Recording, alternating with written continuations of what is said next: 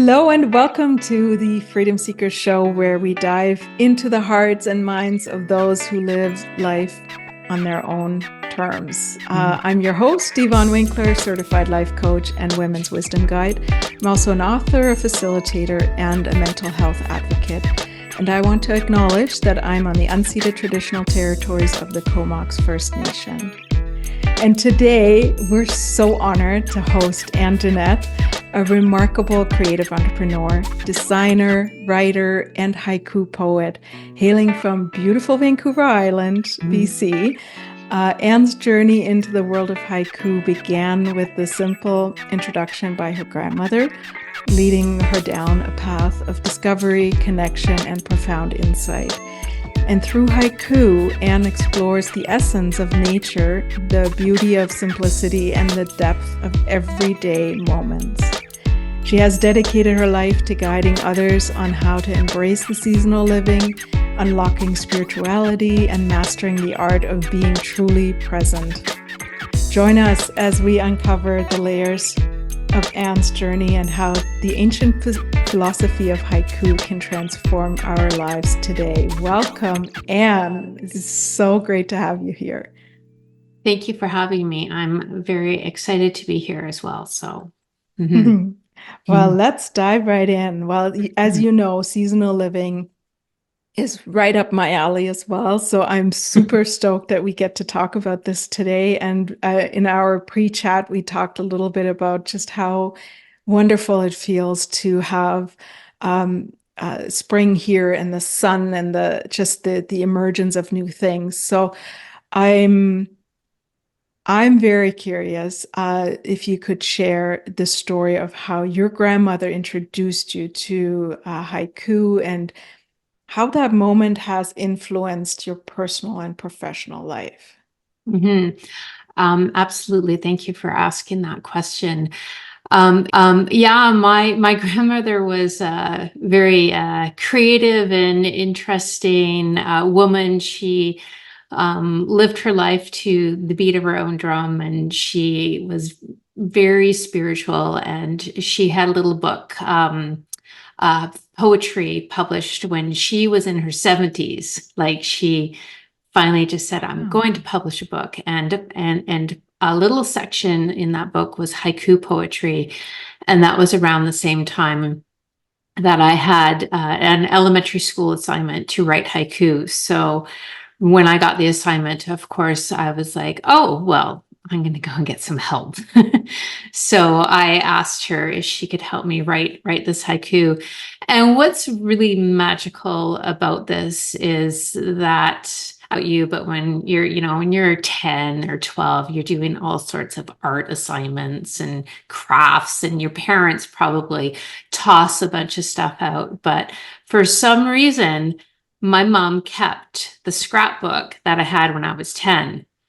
And when I started exploring haiku a lot more, and I wanted to share the story about this haiku with my grandmother, I actually found a scrapbook and I found the haiku that we wrote together, which was very special. Yeah. So that was my first introduction to haiku. And then after that, I never really even thought about it. Like, I didn't grow up going, oh, I want to become a haiku poet.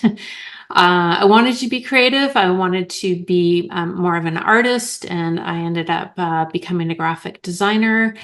And then in my mid-20s, I wasn't super inspired with some of the things about being a graphic designer, and I wanted to be a little bit more artistic. And so I went into a craft fair and I started making little cards with my grandmother's haiku. I asked her if I could use her poetry, and she was excited and thrilled that we were doing that. So it was a little collaboration that started. Until about 12 years after that I was finally inspired to actually try to write my own haiku.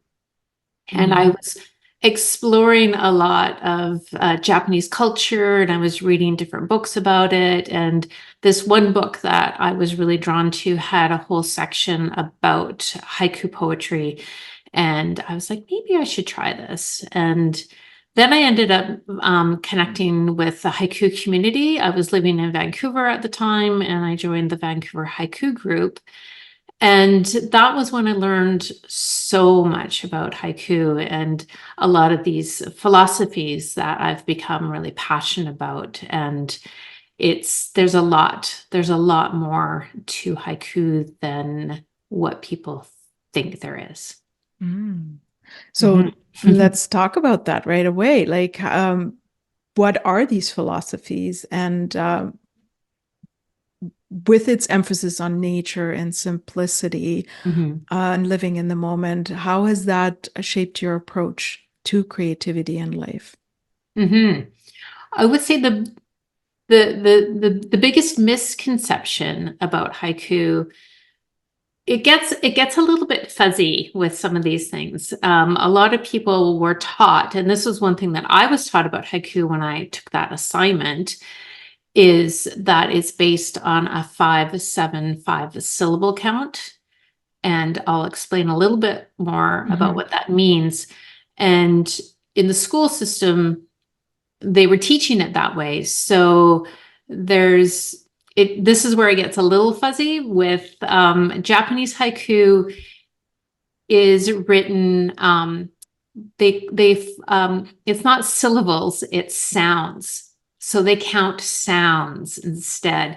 And when it got translated from Japanese form of writing haiku into the more the North American school system and style of writing, they stuck to this format of telling people that it's based on a syllable count of 7-5. 5 is 5 syllables for the first line, 7 syllables for the middle line, and 5 syllables for the last line.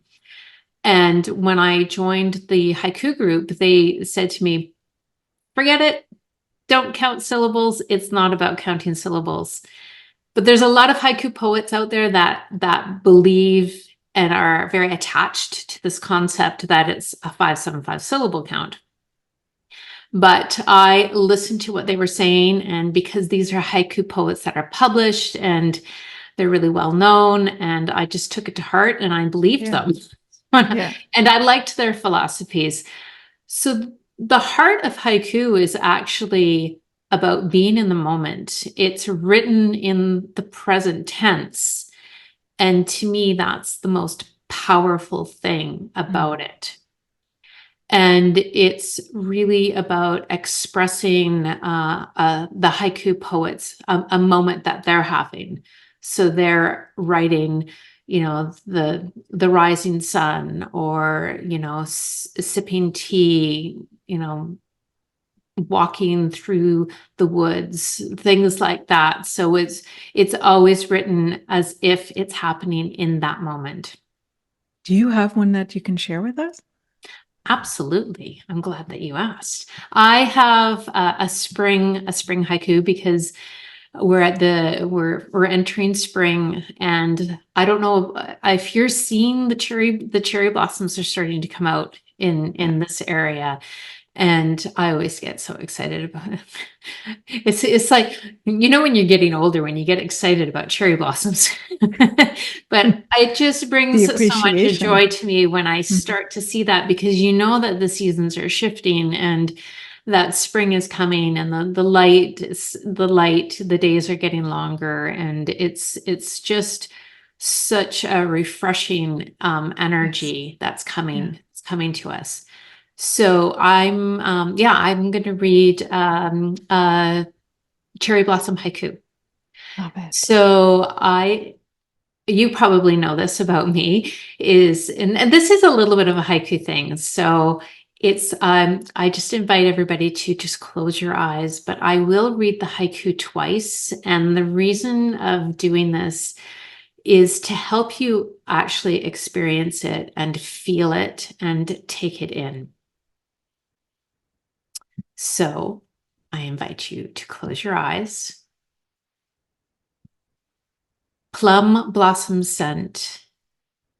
A touch of pink flutters in the wind. Plum blossom scent. a touch of pink flutters in the wind.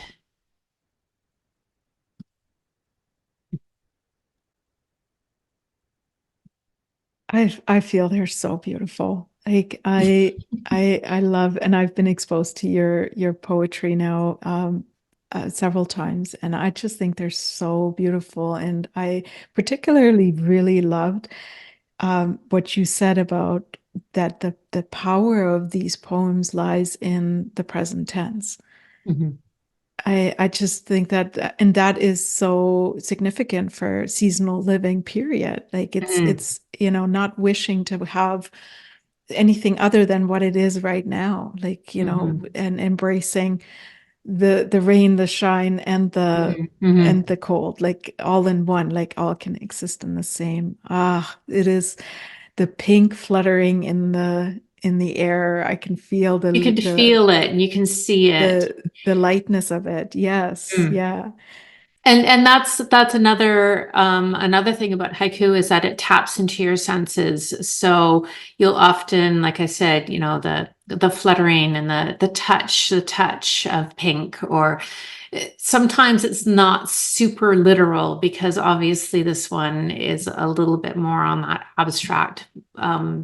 You're not physically touching the color of the colors, but it's to give you that sense, that feeling of what it would feel like to touch cherry blossom petals, or or Mhm. to see them, to see the breeze, or to feel the breeze. So it's tapping into those senses of hearing what you hear, what and all of these things around the senses tap you into helping you to be in that moment, because when you're Mhm. connected to your senses, that's what grounds you into the moment.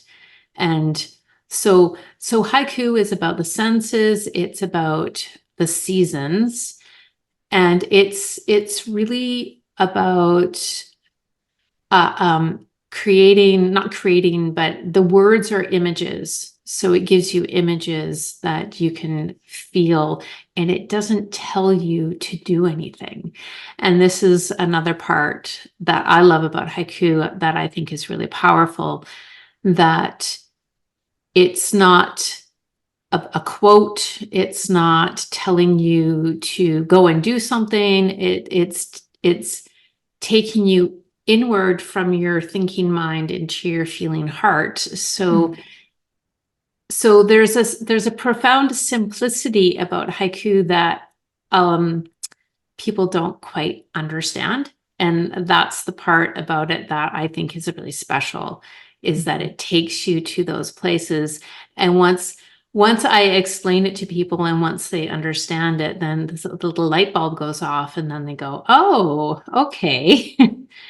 And it just gives you insights into nature and insights into yourself. And I just think that it's so special. I just think Mhm. haiku is just very special.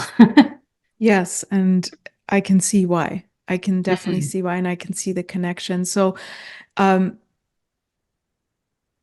because you think it's so special and because it is tied in with the seasons and with nature, really, Mhm. can you explain what seasonal living entails and how it can lead to a more spiritually fulfilling and mindful lifestyle? Mhm.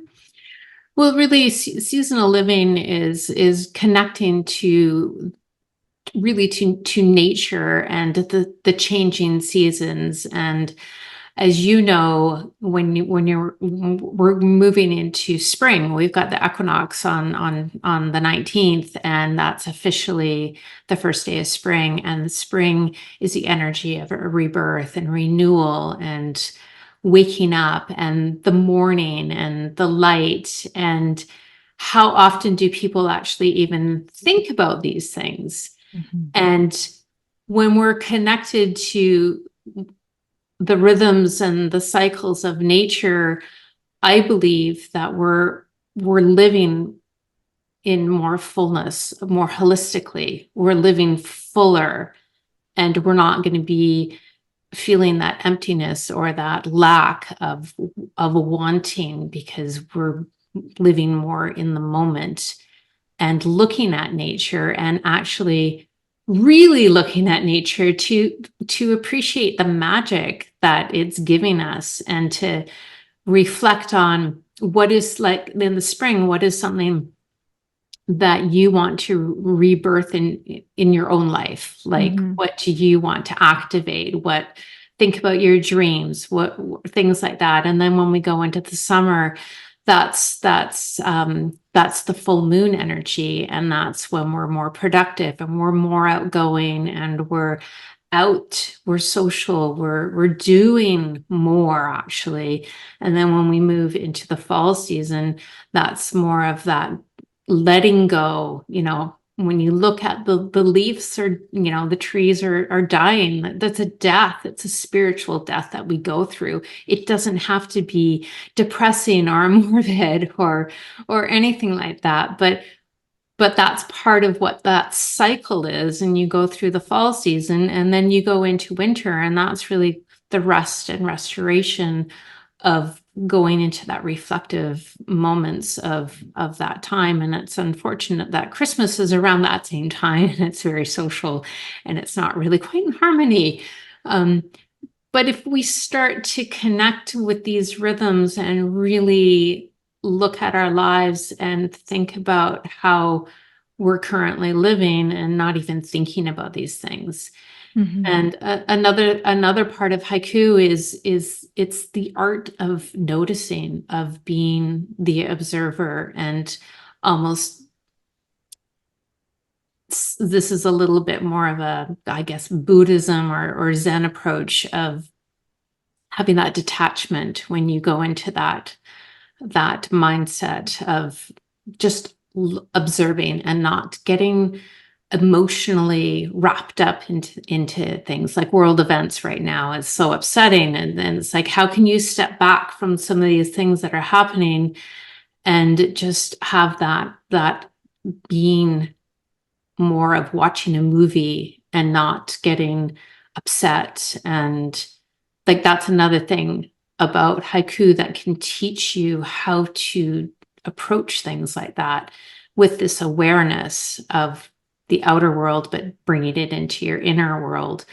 And by doing this is the part that sounds a little bit, I don't want to say conflicting, but the detachment approach can actually bring you closer to nature and become a little bit more at one with nature. As Oh, you I know, you're shaking. wholeheartedly Yeah. agree. Yeah, I wholeheartedly agree.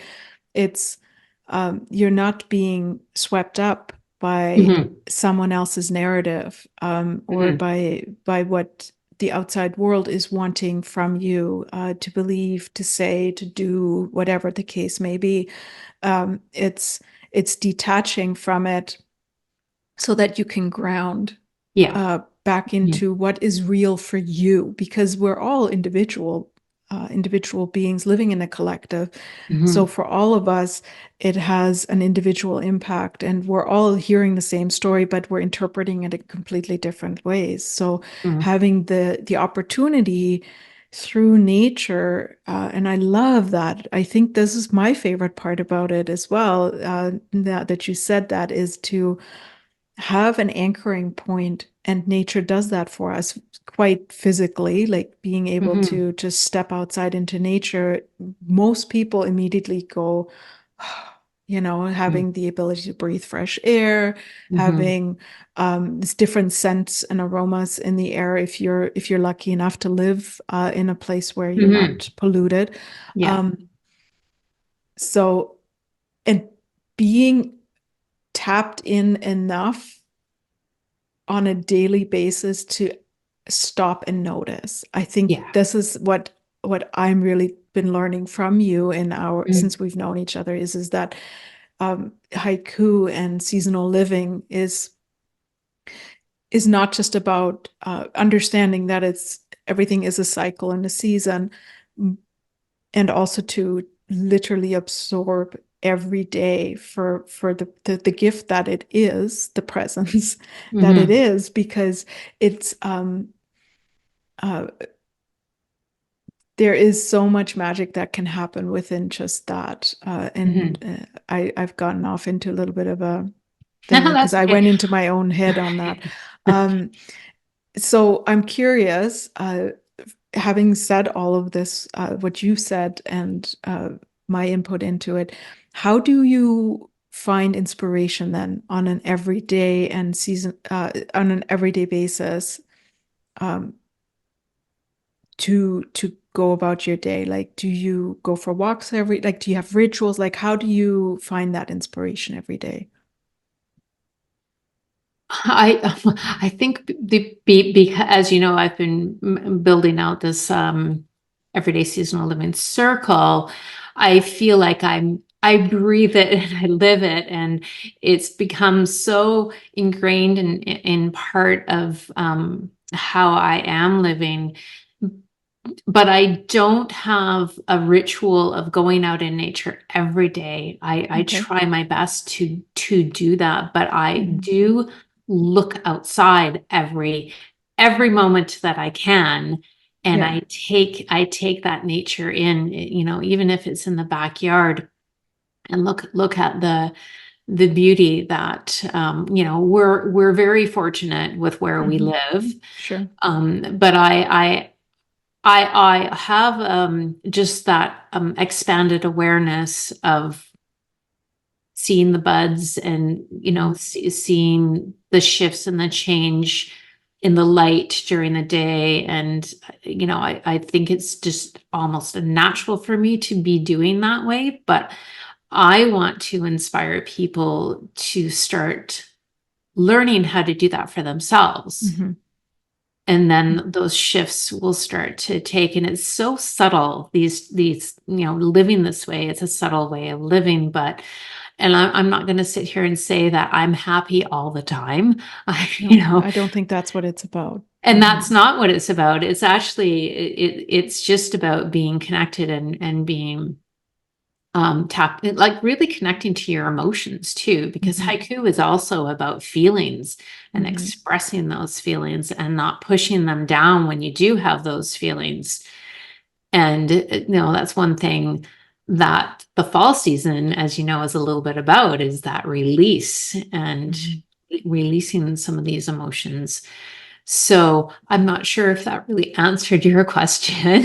It does, because what I heard too is like, uh, I heard some permission around that it doesn't have to be, you don't have to turn into someone who practices religiously or ritually Mhm, mhm, every single day. That it's not in one specific thing. I heard you say, I find inspiration in different things. I look outside. I bring the season inside. Like, mhm, I do that, and I have been doing this unbeknownst to me why it was so important to me. But I love fresh flowers, fresh cut flowers. And in Europe, where I grew up, that was a thing. Like, mhm, I don't think any week went by that we didn't have a fresh arrangement of some sort in the house. And that was, I believe that was our family's way of bringing nature in, especially in the times when it wasn't available for us to observe outside, right? So mhm, whether in the winter season, whether it's the greens, the boughs, mhm, or in the summer, the whatever is blooming in the summer, just to mhm, have that spark on the kitchen table. And I still do that. And as you said that, mhm. and what I thought of immediately was how much joy those tulips have brought me, that I bought and I put here in my living room, and just watching them open up to the warmth Mm. of the house. And they have been bringing me so much joy and such a reminder of the season that we're in, and um the colorfulness that comes with it, and just the hopefulness that really comes with spring Oh for me yeah. as well, right? Yeah. Mhm. So I definitely answered my question, and I hope that it was also helpful for anyone watching. So speaking of our audience, if anyone here is inspired to explore haiku and seasonal living, what advice would you give them as beginners on where to start or how to incorporate these practices into their daily lives? Well, I do send out a newsletter once a week. It's a little hit of, as you know, it's a haiku a week. It's a short little message. It's an email that people get once a week, which could be a little bit of an entry point of just getting that inspiration for it doesn't get into the lessons or the specifics about haiku. As you know, I have a theme every month, and then it's a haiku, and then a little bit of a message around where we're at in life and things like that. I do have a YouTube channel that I do the same message for people who want to listen instead of read. So if anybody wants to follow me on YouTube, and as you are one of my founding members of the Everyday Seasonal Living Circle, I do have a circle membership that I would be thrilled to have women come and join and learn a lot more about what I'm doing with the seasons and with haiku. And I want to speak to that for a second, because there is something very special and magical and important, possibly even potent, around women coming together and sharing. Your circles are like 2 hours, I think, once a month. It's not like the coming together piece, and you always have someone who is bringing some wisdom or information that is helpful to us in any aspect of life. So, and there is something so powerful about that, to share in these conversations together. And so your membership is really important, and it's really a gift for those women who want to be more connected. And I hear that a lot in my practice, in my coaching practice especially. There are so many of us that are feeling so disconnected, and this is another opportunity to connect on the basis that is so natural to us. We are so naturally inclined to go with the rhythms. You spoke about your grandmother going to the beat of her own drum. I love that phrase, because that's what makes us the most happy is when we're actually living to our own rhythm, along the seasonal rhythm. Most of us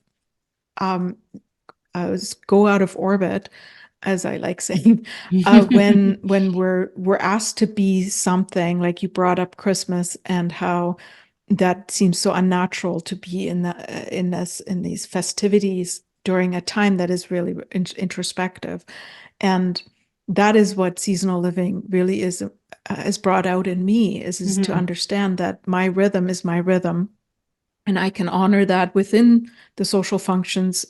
However, I want community around it. I want to know that I'm not the only one who's struggling with, being surrounded by a bunch of family, when really all I want to do is sit on the couch by the fire and read a book.